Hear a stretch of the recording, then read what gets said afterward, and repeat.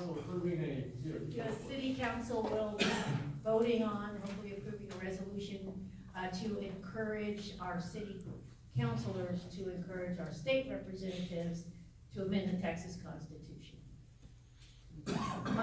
Tuesday morning at city council. To do what? Amendment, what does the amendment say? Or To have independent citizen redistricting. Ah, thank you. Statewide.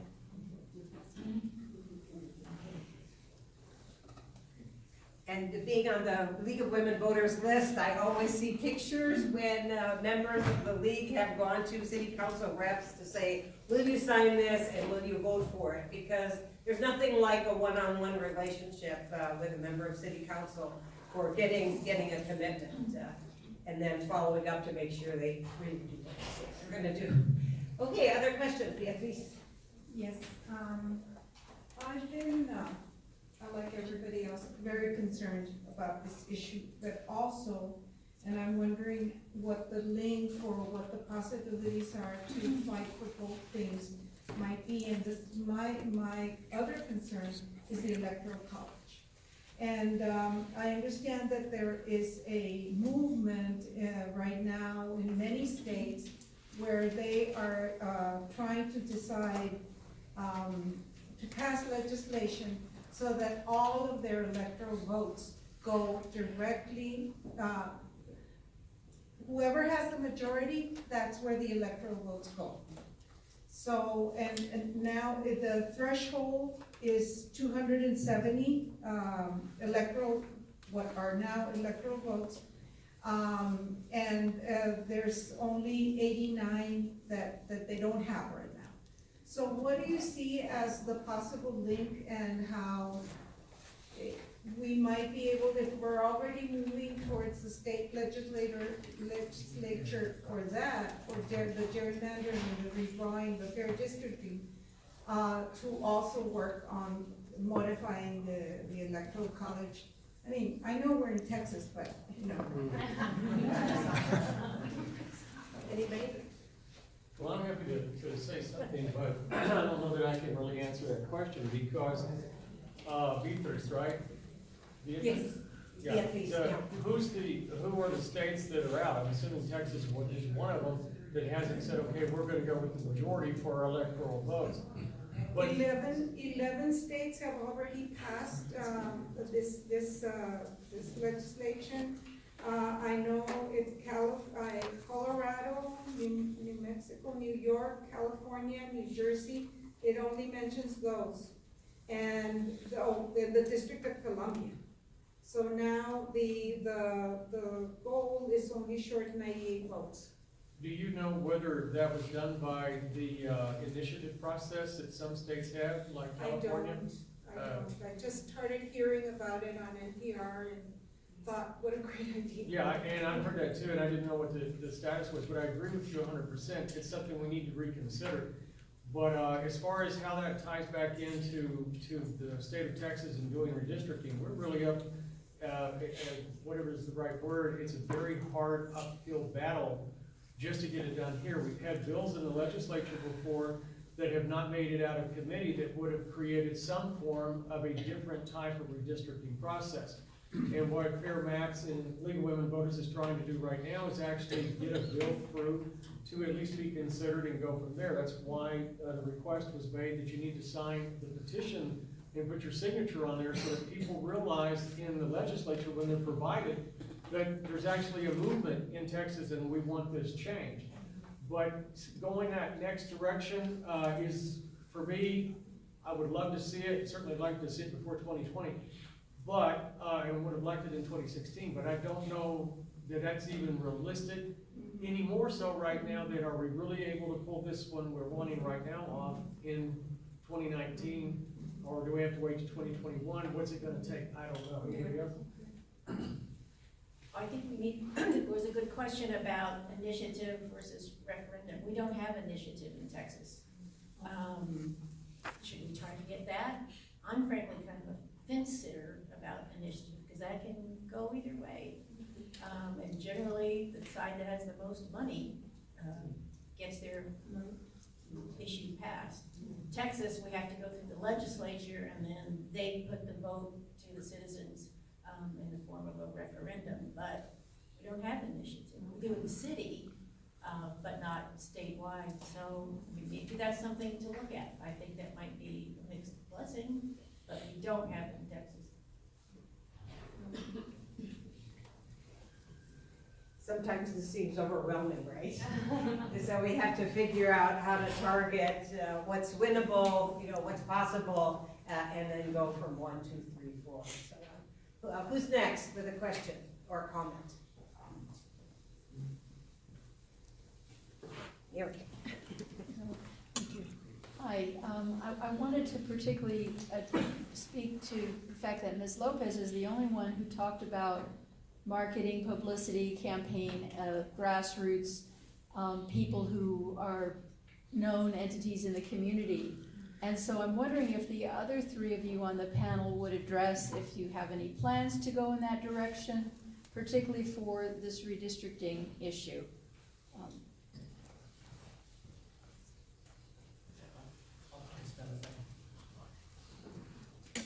Actually, Fair Maps Texas is a Texas-wide initiative, okay? And there's a coalition of many organizations that are in support of this whole concept of addressing gerrymandering. League of Women's Voter is one, Common Cause is another one, ACLU is another one, and there's a list of about 7 or 8 different, and there is a structure at the state level that is doing what the similar thing that we're doing here in El Paso, trying to get awareness of the issue. It's funded. You want a lot more information, you just go to fairmapstexas.org on the internet, and you see that there's a lot of different types of activities done by different cities in different states. I'd like to mention that, going back to the Tuesday session at the city council, we were successful in getting a similar resolution from the county commissioners court a couple of weeks back. So this is just the, adding fuel to the fire to make the point that this is a real issue and that the citizenry is interested and involved in this process. Let me just add one point, and I appreciate your distinction, because what you saw from the Census Bureau is the federal funds that make all of it possible for her to hire those people to come out and to do that work, and for her to have the enumerators to go out and knock on doors. That's what's the difference between a grassroots organization, a grassroots effort, or revolution, if you will, talking Bernie Sanders, but we don't have we don't have the money, and these organizations that we're talking about, even on the state level, don't have that much staff. And that's an issue. It's what happened in Austin to get their redistricting. They really had to go through every group that they possibly had and pull all of their people together, and they succeeded. But I don't even think we're really focusing, and maybe that's another issue that should have been taken care of some time ago, and that is we need to start looking at fundraising. Because ultimately, with money, you can do a lot, reach a lot more people, and do a lot more. Anybody else? Sure. I do want to make the distinction, though, that the complete count committees are not they're not staff members of the Census Bureau. Those are local grassroots campaigns. The enumerators are not promoting participation. They're actually doing the count. So the complete count committee promotion outreach effort is one thing.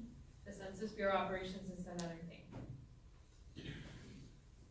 Just to give you an example, in Border Interfaith and Paso, at our last steering committee meeting, we did talk about the idea of establishing a complete count operation, because we have about between 20 and 30 faith-based institutions that are affiliated with us.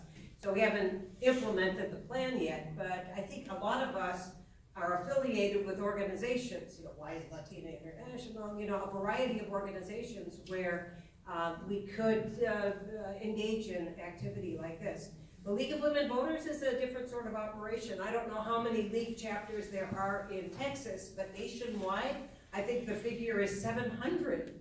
That's an amazing base of volunteers who are truly committed to dealing with procedures and processes that could make our democracy better. And so they just came back from a lobby day, I think, in Austin. And so those organizations too, many of us are affiliated with groups like that. And we can push for the redistricting and the fair maps, or for the complete count committees and so on. So, just think about all the networks that you're part of. We all can play a part, I think, in working on these kinds of issues. And it's important to do this in an organized way, because it's one thing to be aware. You go home today, oh, I'm very aware. But it's another thing to actually act on that awareness and do things that are concrete. Who has the next question? Okay, Sanjay. Thanks for coming. No, I just have a thought. So, on the redistricting at the state level, right, those maps, like that crazy one you showed, Austin, San Marcos, San Antonio. So these get challenged, right, and judges wind up having to overrule something based on race or ethnicity typically. Why can't judges just draw the maps in the first place? They're the ones who have the ethos of being impartial. I can't state it's just a thought. Because they're gonna wind up having to address it later in court. Why can't they be the ones that do it in the first place? That's all my thought is. If I can address one point on that one, I didn't put it on the presentation. But legislatures don't appreciate being taken out of the process. And in this particular case, just decided in 2015, Arizona State Legislature versus the Independent Redistricting Commission, the legislature did not appreciate what its Independent Redistricting Commission had done with the lines. And so they sued, and they went under the elections clause where it says that the legislature shall deal with elections. And they said that it means what it says. When you say the legislature, you're not talking about some other body, you're talking about the legislature. The kick is, 4 justices were in the minority on that particular opinion, where John Roberts was writing for the minority. And one of them is now deceased. That was Antonin Scalia, who was a strict constructionist, and he wanted what was in the Constitution. If they didn't know about it back then, it's not going to be used today. That's who he was thinking, that's the way he thought, and that's what John thought. John says the legislature means the legislature, which is, that's the legislature and nothing else. The kick is, that minority is now a majority. They've got Gorsuch and they've got Kavanaugh. And the other 4, they lost Anthony Kennedy, and that's how that particular rule could get reversed. There are some states that I want to say, and to respond to your question, where they're actually trying to do the judge, but what they run into is the same thing. And in Texas, we run as Republicans or Democrats or independents when we run for a judge. So by definition, in Texas, we can't do it because we're already partisan. And trust me, if you go up to the Panhandle where I came from before 2007, it's extremely partisan up there. And if you come to Democratic El Paso, well, we have a difference here too. But your point's so well taken. Sometimes there was a group that tries to use the group that actually sifts through all the applications for potential judges. New Mexico has that system. They got rid of elections and they created a committee to try to cull out the good people and use them for judging. And they are trying to use that for redistricting as well, but not the judges. Next question, comment. We could go a little bit longer, but so, maybe we'll take 1 or 2 more questions then if there aren't more. Judy or? I just want to invite everybody to come to City Council on Tuesday. We expect the resolution to pass, but the fact that people show up to get in the picture, that'd be great. We're trying to create like a snowball effect. El Paso is the lead. We were the first county to pass such a resolution. We expect we will be the first city in Texas to pass this resolution. So please come out and help us get the momentum. And also, if you have not signed the petition, which basically says pass these resolutions and create an independent redistricting commission, we have tons of clipboards. In fact, maybe people just start passing those around. If you haven't signed already, anyone who's breathing can sign. Thank you, Judy. Gary? I just wanted to follow up on my point about getting the word out, because that is the bottom line. And if we need to try to find some pro bono marketing people to advise us to figure out all the different layers that we need to move forward with in terms of publicity. We know we're up against an apathetic citizenry, and so, you know, it's a huge hill to climb, and I think I would like to see some way that we could go forward on that. Thank you. Yeah, I always have a problem when people blame voters for not voting. I mean, that is actually a vote in and of itself. When you're getting ripped off election after election, the same old turds get in office, why would you want to vote anymore? But on the other thing, as a Spanish challenged person, is there a spot for people like us? There is? Of course. Cool. And I have recruitment flyers with me today, as well as my cards, in case anyone would like to participate in the complete count committees. Because there's not only the city-county complete count committee, municipalities are also forming complete count committees. So we have Vinton, we have San Elizario, Socorro, Horizon City. So wherever you live in the county, there's an opportunity to participate. And the city county of El Paso complete count committee, since it's starting to get big, we're starting to separate it to subcommittees. So there's an opportunity for everyone to have a voice and participate. I would just like to interject a personal opinion. I think we all need to be in this for the long haul. I personally think nothing much is gonna happen in the 2019 session of the Texas legislature.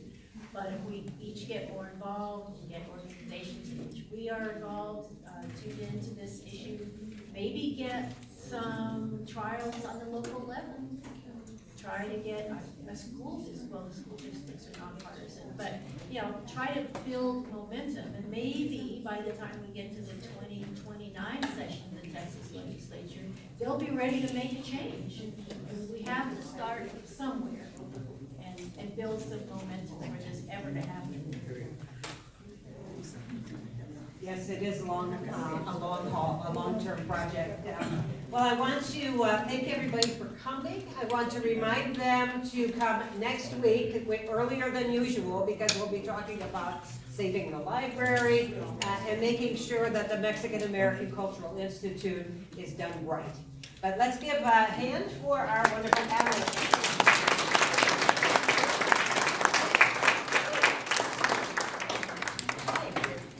And a hand to our wonderful MC. Special thanks to the social justice organization that hosted this event. Thank you. Thank you.